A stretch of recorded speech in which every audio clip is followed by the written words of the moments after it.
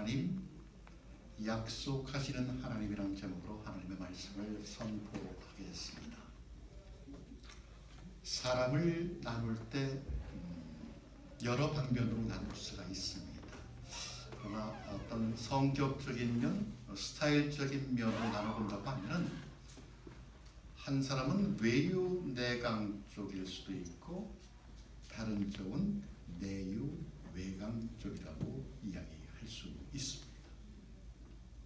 타입이 둘이죠. 외유 내강 무슨 말입니까?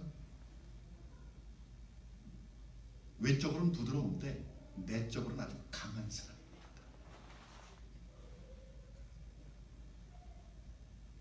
내유 외강은 겉으로는 강한데 속은 아주 부드러운 사람입니다.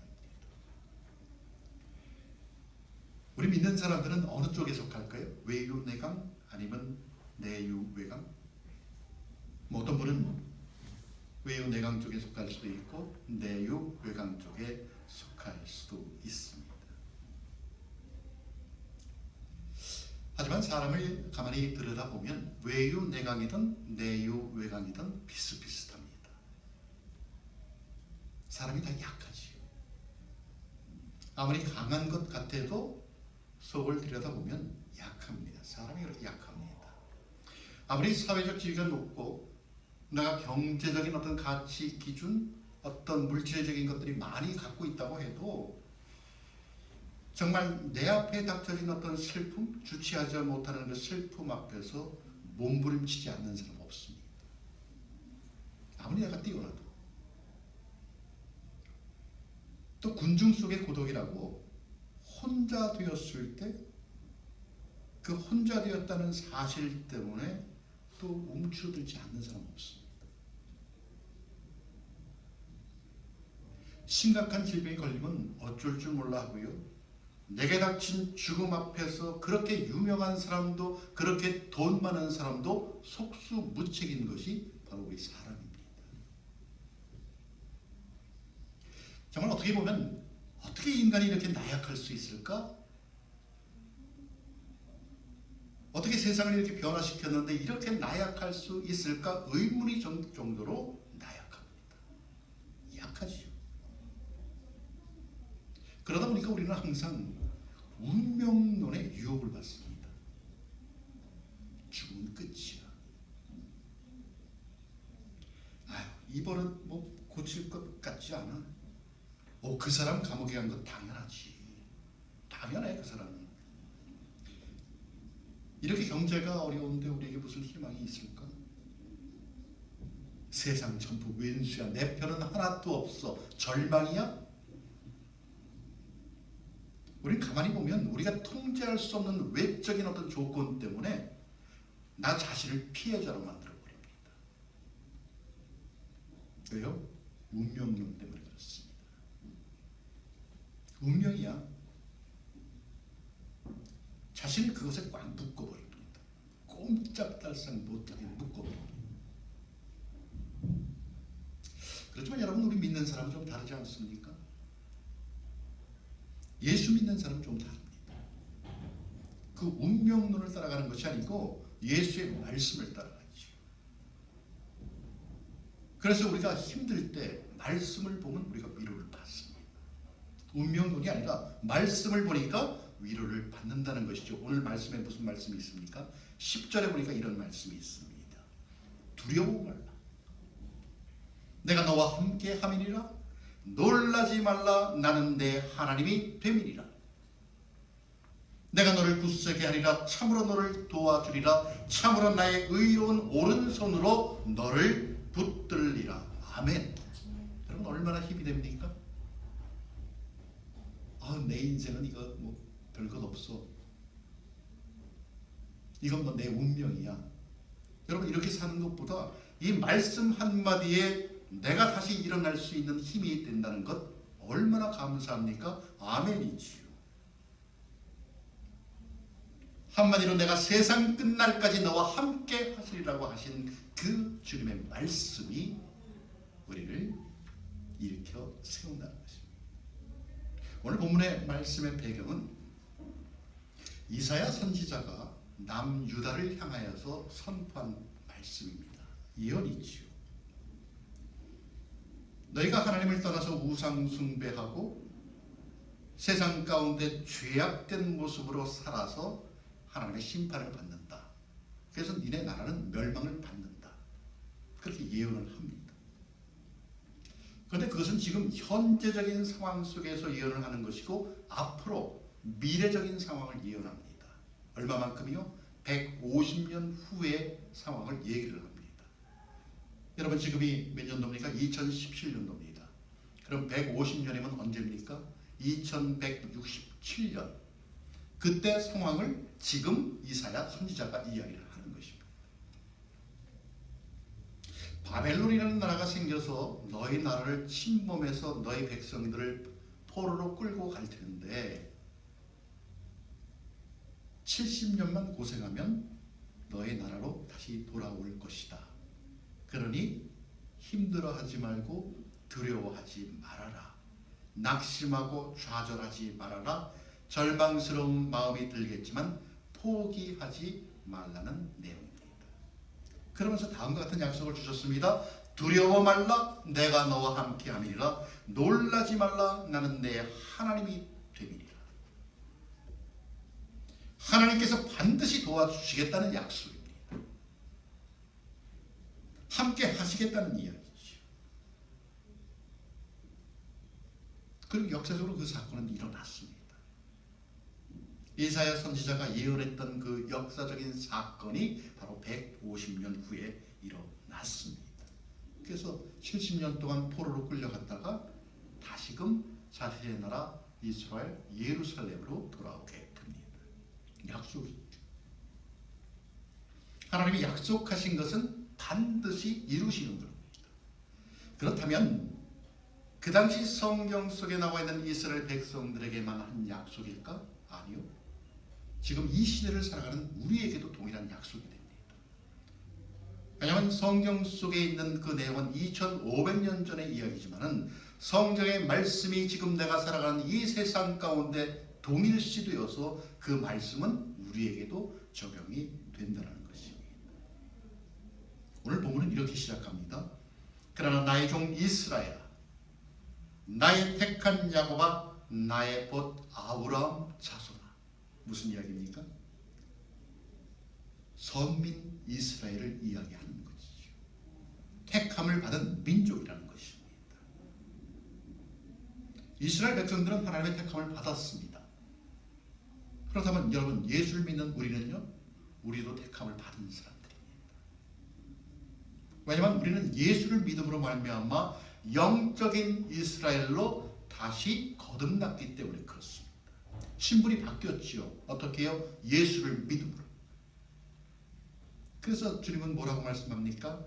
이사야서 43장 1절에서 내가 너를 구속하였고 내가 너를 지명하여 불렀나니 너는 내 것이라. 아멘. 어떻게 선택하셨을까요? 이스라엘 백성들은 어떻게 선택했습니까? 9절 말씀을 보니까 이런 말씀이 있습니다. 내가 땅 끝에서부터 너를 붙들며 땅 모퉁이에서부터 너를 부르고.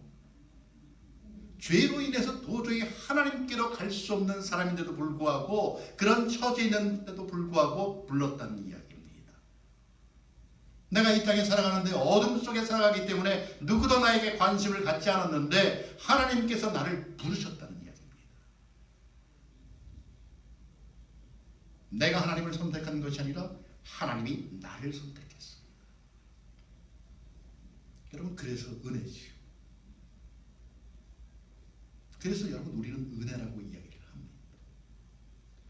가질 수 없었는데 자격이 없는데 거저 주었으니까 그래서 우리는 거저 받았으니까 은혜라고 이렇게 이야기를 합니다.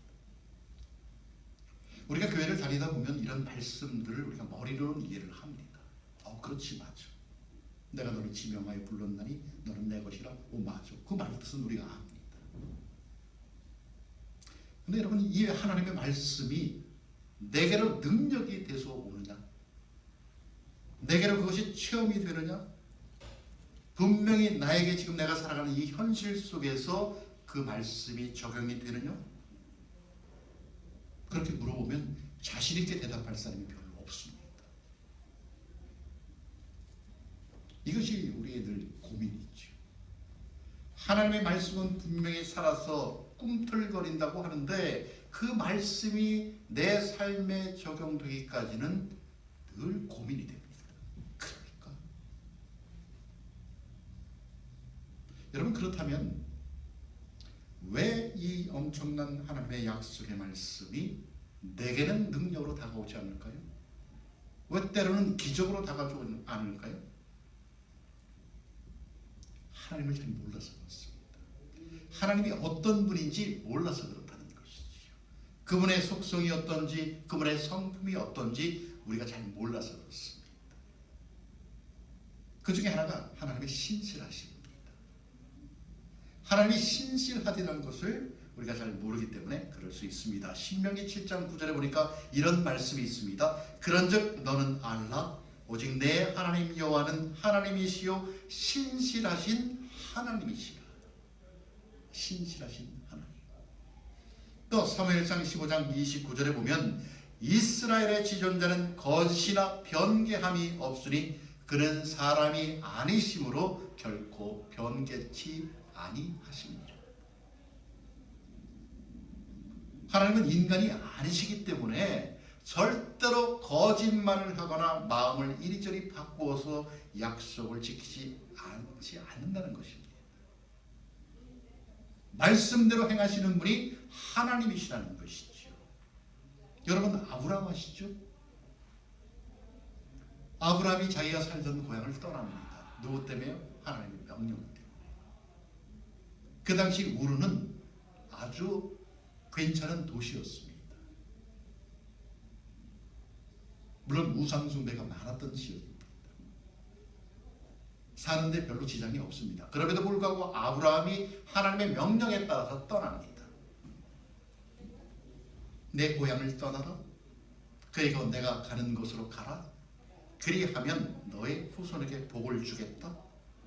그리고 너의 후손으로 하여금 이 백성들, 세계의 백성들이, 온 세계 백성들이 복을 받을 수 있는 복의 근원이 되게 해 주겠다. 그 약속을 믿고 아브라함이 떠났습니다. 아브라함이 하나님의 말씀을 들을 그 당시 그 나이가 75세입니다. 여러분, 지금도 75세면 약간 노년층에 들어갑니다. 예, 노년층에 들어가죠. 그 당시도 마찬가지입니다. 75세면 노년층입니다. 75세에 하나님의 부르심을 받고 자기가 살던 고향을 떠났다는 이야기입니다. 왜요? 하나님의 말씀에 따라서. 정말 자손을 별처럼 주시겠다고, 하늘의 별처럼 주시겠다고 했는데 세월이 흘러서 아브라함이 100세가 되었습니다. 25년이 흘렀죠. 그런데 수많은 사람은 제쳐놓고라도 그 당시 아브라함은 자녀가 없었는데 자식도 주질 않습니다. 25년을 기다렸는데. 그러니 여러분, 그 마음속에 하나님이 신실하다고 인정할 수 있을까요? 인정하지 못하죠. 현실이 그렇지 못하니까. 인간적인 생각으로는 하나님 아니 옳시다 라고 퀘스천을 합니다. 아브라함이 100세고 자신의 아내인 사라가 90세가 되었습니다. 여러분, 90세의 아이를 잉태할 수 있을까요? 현대의학은 불가능합니다. 그 당시도 불가능합니다. 그래서 사라가 코웃음을 칩니다. 아니야, 불가능이야. 도저히 이루어질 수 없는 일이야.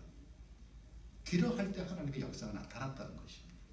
인간이 아니라고 그랬을 적에, 내가 아니라고 그랬을 적에 하나님의 때에 따라서 100세의 아들 이삭을 줍니다.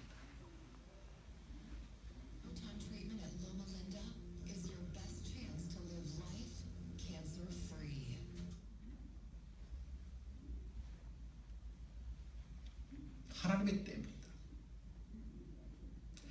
우리는 늘 기다리면서 이때쯤 해주었으면 좋겠지, 저때쯤 해주었으면 좋겠지 하는데도 우리의 바람이 이루어지지 않을 때가 너무너무 많습니다.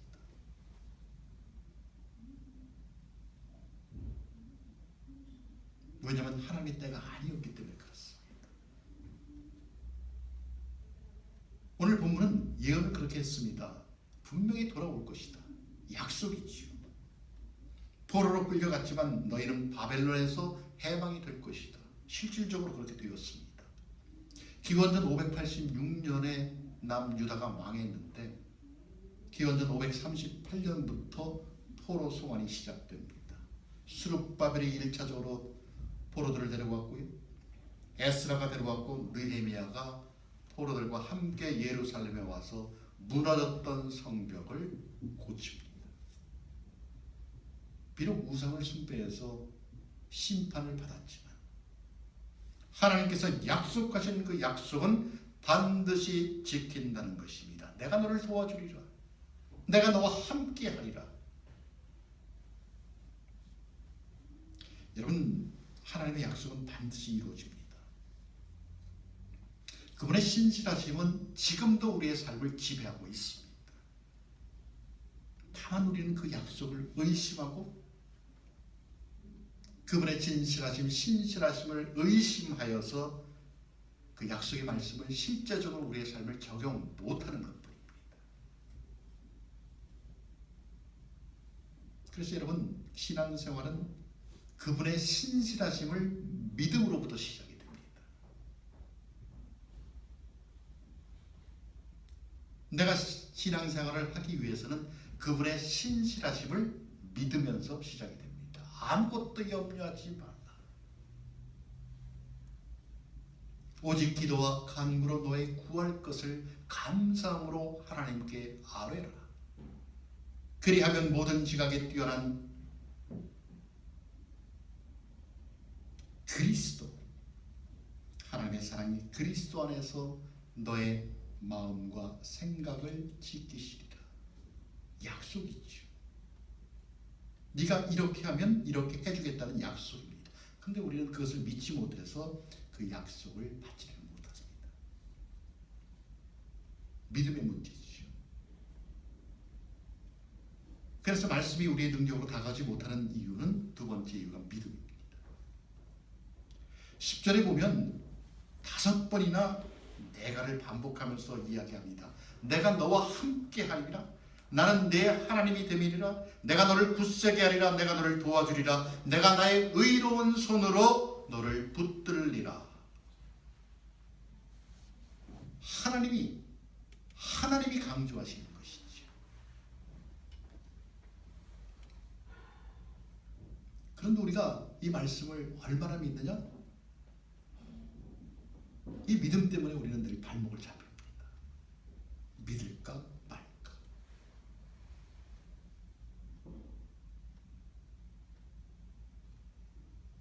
머리로는 믿어지는데 행동으로는 그게 잘 안 됩니다. 가만히 보면 우리의 믿음은 우리가 생각하는 것보다 약할 때가 참 많습니다. 우리 생각에는 믿음이 있는 것 같지만은 실질적인 상황을, 실질적인 환경 속에 들어가면 우리의 믿음이 그냥 스르르 없어져 버립니다. 약하지요. 그 예가 마태복음 14장에 나와 있습니다. 여러분, 오병이어 사건 아시죠? 오병이어 사건. 무엇입니까? 물고기 2마리와 떡 5개로 여자와 아이를 제하고 5,000명을 먹이시고 12광주리가 남은 사건입니다. 그 자리엔 제자들도 다 있었죠. 그 사건을 끝내시고서 예수님께서 제자들 보고 갈릴리 호수를 건너가라고 말씀하시고서는 예수님은 산으로 기도하러 올라가십니다. 제자들이 갈릴리 호수를 건너려고 배를 타고 노를 저으면서 애쓰는데 바람이 얼마나 세게 부는지 앞으로 도저히 나가지를 못합니다. 밤새도록 씨름을 했지요. 그런데 새벽녘에 누군가가 저 멀리서 바다 위로 걸어옵니다. 제자들이 저거 유령 아니야? 유령이야? 라고 했는데 예수님께서 아니야, 나야, 나. 두려워하지 마라. 근데 베드로가 주님이라고요? 주님이시면 주님 저보고 한번 물 위로 오라고 한번 해보십시오. 그랬더니 예수님께서 그래 와라. 그랬더니 베드로가 배 밖으로 발을 내딛곤 물을 걸어가다가 바람이 부니까 센 바람이 부니까 그 바람 때문에 무서움이 들어와서 물속에 그냥 빠져. 그러다 예수님께서 손을 잡아 베드로를 배 안으로 올려놓고는 무엇이라고 말씀합니까? 믿음이 적은 자요. 왜 의심하느냐? 믿음이 적은 자요 왜 의심하느냐? 믿음이 없다는 이야기가 아닙니다. 우리에게 믿음이 있지요. 문제는 믿음이 적다는 것입니다. 의심이 있다는 것입니다.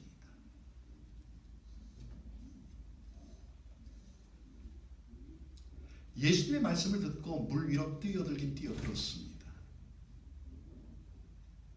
그런데 바람 때문에, 세찬 바람 때문에, 풍랑 때문에 그 믿음이 흔들려 버렸습니다. 여러분, 베드로가 누굽니까? 괴마, 반석. 믿음이 반석처럼 강한 베드로 같았었는데 현실 속에서는 그렇지 못했습니다. 우리가 보기에 저 사람 참 믿음이 참 강할 것 같다. 저 목사님은 목사니까 믿음이 대단히 강할 것 같아. 현실 속에는 그렇지 못한 경우가 너무나 많다는 것입니다.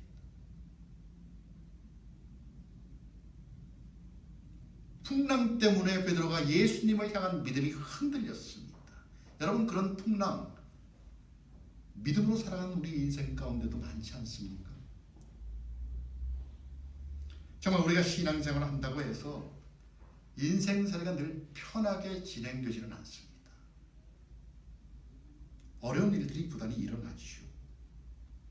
풍랑입니다. 병이 들고요. 실업자가 되기도 하고 배신도 당하고 큰 사고를 당해서 크게 다치기도 하고 또 죽기도 하고 가족 가운데 그런 일이 일어나기도 합니다. 여러분, 이럴 때 우리의 신앙이 흔들립니다.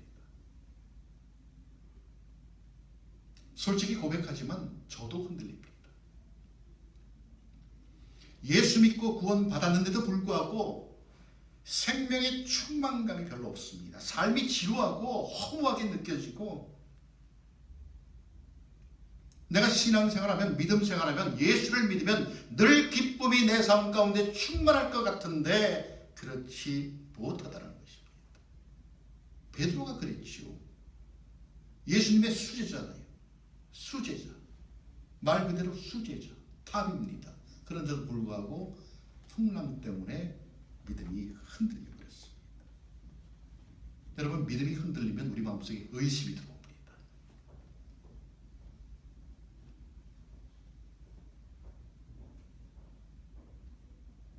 단적으로 얘기해서 의심은 믿음이 적은 사람들의 영적 상태입니다.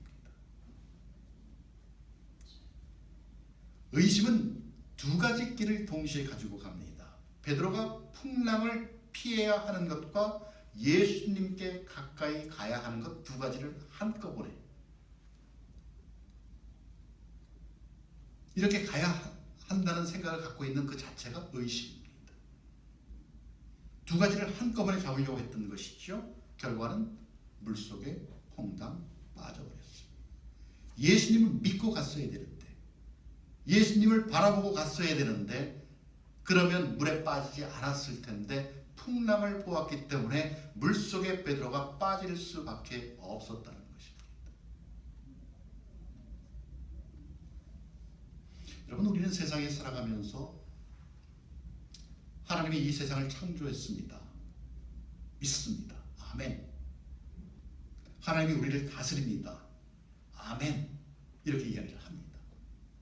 그런데 정작 세상 살면서 어떤 염려가 내 마음속에 들어오면 그게 스르르 무너버릴 때가 많습니다.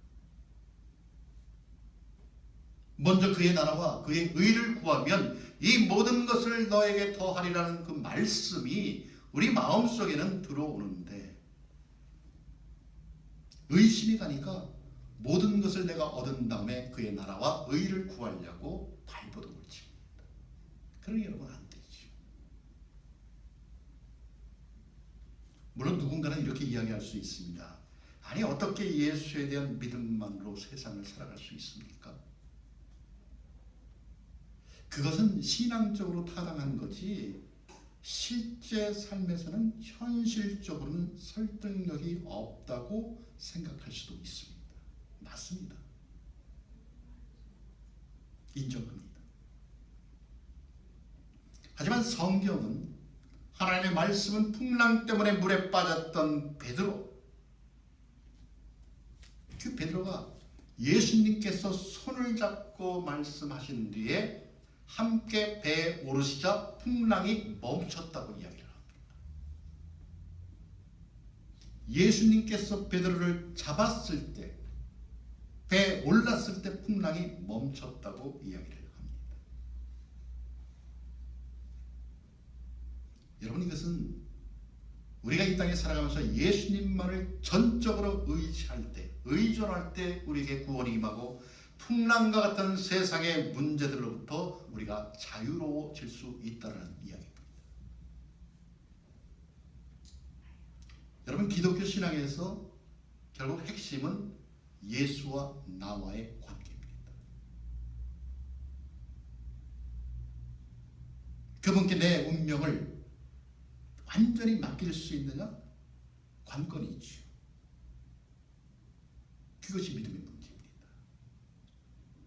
이게 안 되면 우리 마음속에 의심이 들어올 수밖에 없습니다. 당연히 의심이 들어옵니다. 여러분, 하나님께서 나와 함께 하시겠다고 약속하셨습니다. 그분께서 나에게 힘을 주시겠다고 약속하셨습니다. 여러분, 그 하나님을 얼마나 믿으십니까? 여러분, 우리가 믿는 만큼 우리의 삶 가운데 하나님의 능력이 나타날 줄로 믿습니다.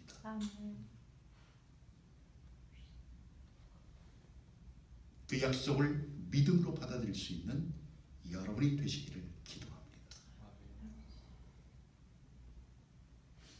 또 우리가 그 하나님의 말씀이 우리의 능력으로 다가오지 못하는 이유는 우리가 잘 연습을 하지 못해서 그렇습니다.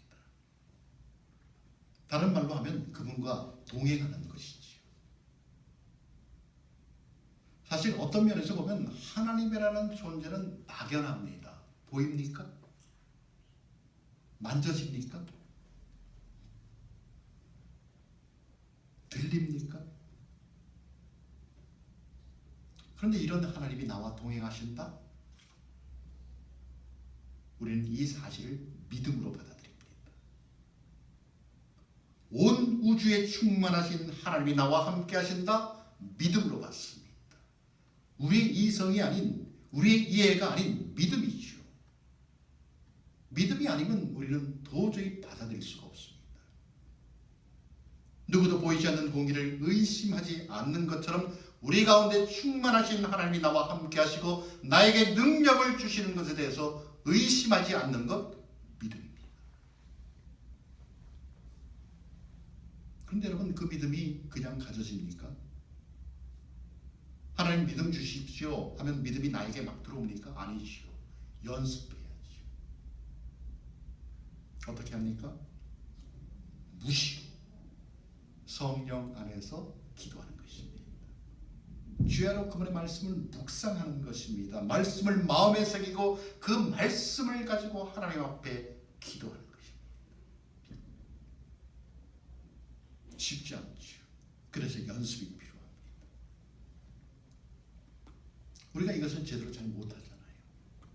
사실 성경 통독을 1년 안에 하기로 시작을 했습니다. 그럼에도 불구하고 제때에 따라가지 못하는 것이 우리의 모습입니다. 연습이 제대로 잘 안 되지.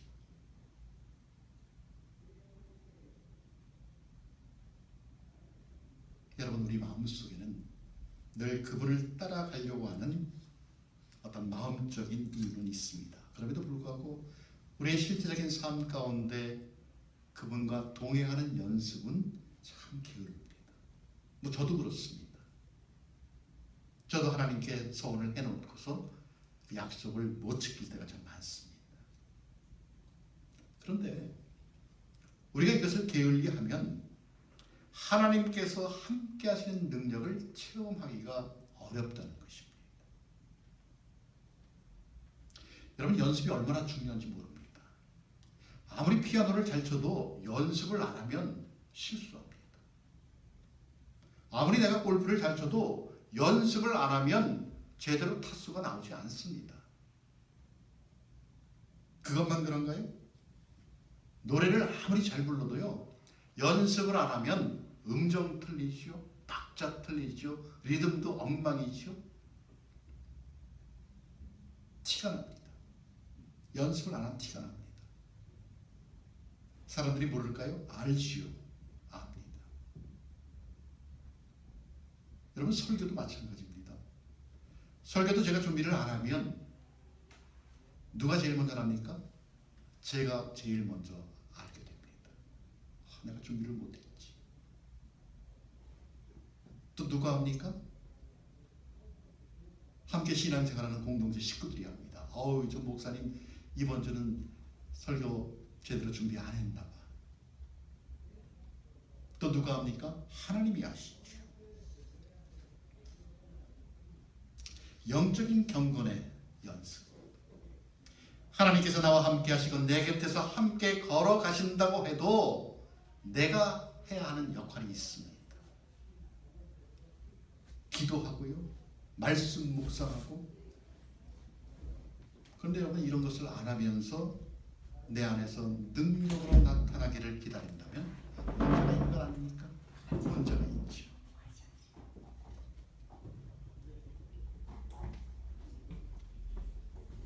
여러분, 내가 너와 함께 하리라. 나는 내 하나님이 되리라. 내가 너를 굳세게 하리라. 내가 너를 도와주리라. 내가 의로운 손으로 너를 붙들리라.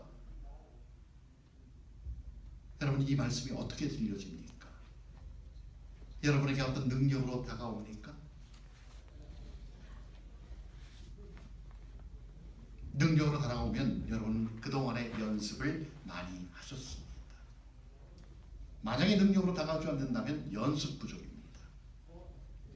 하나님의 존재를 인식하지 못하고 인지하지 못하는 이유는 우리가 연습을 하지 않아서 그렇습니다. 여러분, 우리 얼마나 번쩍스럽습니까? 기도한다고 해놓고는 기도 안 하고, 성경도 읽고 싶으면 읽고 싫으면 덮어버리고, 어떨 때는 일주일 동안 성경 한번 열어보지 않는 경우도 많습니다.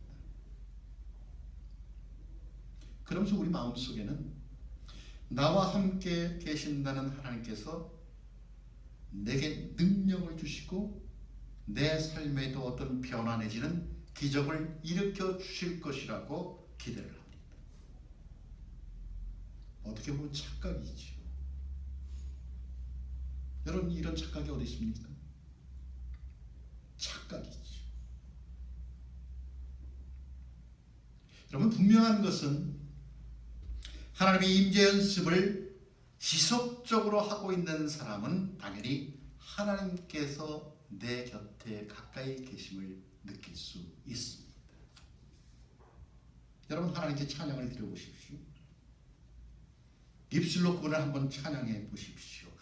나를 통하여 만나주시는 그분을 느낄 수 있을 것입니다. 여러분, 기도해 보십시오. 정말 온 전선을 다하여서 무릎을 꿇고 그분께 기도 한번 해보십시오. 기도하면 기도 가운데 나를 향하신 그분의 말씀을 우리는 들을 수가 있다는 것입니다. 그래서 기도 가운데 그분께서 주시는 지혜로 우리는 우리의 삶을 올바르게 선택하며 나아갈 수 있다는 것입니다. 여러분, 그러할 때 내 삶 가운데 나를 밀어주시고 나를 끌어주시는 하나님의 강력한 임재하심을 맛보며 우리는 신앙생활을 할 수 있다는 것입니다. 여러분, 우리 이것을 체험해야 합니다. 신앙생활하면서 이것 체험해야 합니다. 내가 30년을 교회 다니고 20년을 교회 다니고 10년을 교회 다니고 내가 장로고 내가 목사가 중요한 것이 아니라 우리는 하나님의 능력을 체험하는 신앙생활을 해야 한다는 것입니다. 여러분, 하나님께서 우리를 부르셔서 하늘나라에 올라가면 장로도 필요 없고 목사도 필요 없습니다.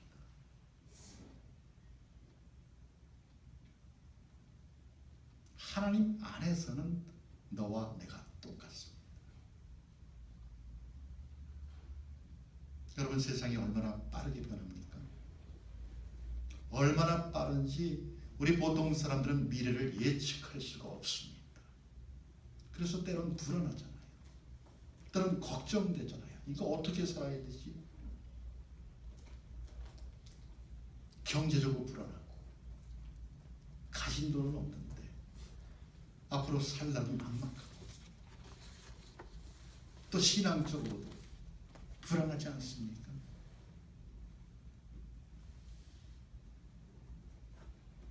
우리 미래를 보면 불안하지.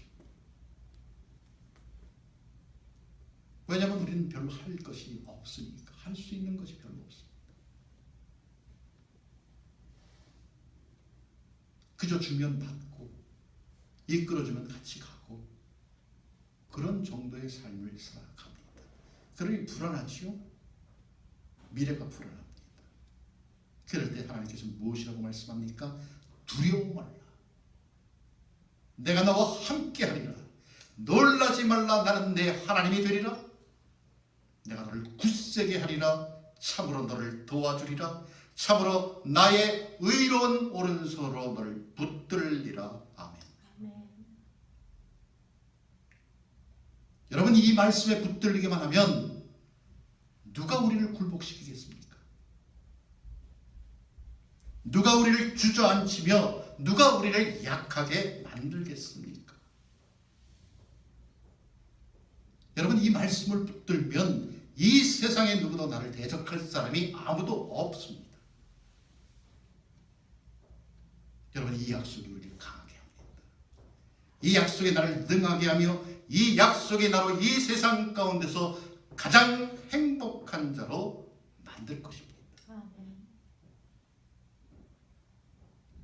하나님의 신실하심을 인정하십시오.